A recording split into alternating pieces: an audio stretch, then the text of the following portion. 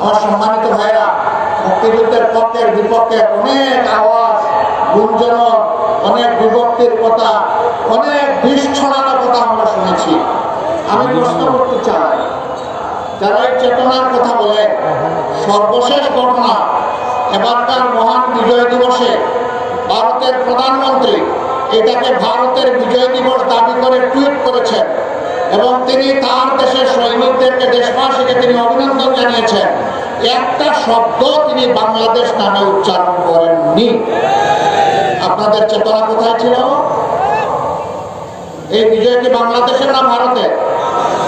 আপনারা বলুন, এই বিজয় বাংলাদেশের না ভারতের? বাংলাদেশের যদি বিজয় হয়ে থাকে আর ভারতের প্রধানমন্ত্রী যদি এই বিজয় তাদের বলে দাবি করে, আপনারা চুপ কেন?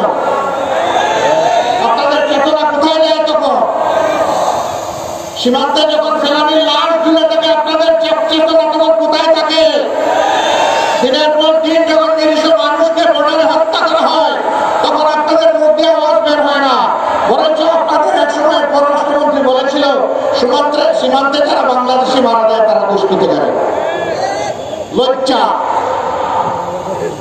জাতীয় লজ্জা। আপনারা এই দেশের মন্ত্রী হয়ে ভিন্ন দেশের গান গান, কারণ আপনাদের মাথা অন্য জায়গায় আপনারা বন্ধ করে দিচ্ছেন। এবং আমরা এও আশা করি তারাও আমাদের দেশের প্রতি শ্রদ্ধাশীল থাকবে। আমরা চাই আমাদের প্রতিবেশীরা শান্তিতে থাকুক, আবার আমরা চাই তারাই যেন আমাদের অশান্তির কারণ না হয়। কিন্তু মাঝে মধ্যেই তারা বাউন্ডারি ক্রস করে। বাংলাদেশের মসনদে কে বসবে, কে কার সাথে জোট বাঁধবে, কে সরকার গঠন করবে, তারা বাংলাদেশে এসে তরকারিতে লবণ দেয়। আমরা আগামীতে আমাদের তরকারিতে আর কাউকে লবণ দিতে দেখতে চাই না। আমাদের তরকারি আমরা পাকাবো। বাংলাদেশের মানুষ ঠিক করবে এখানে কে ক্ষমতায় আসবে আর কে ক্ষমতায় আসবে না।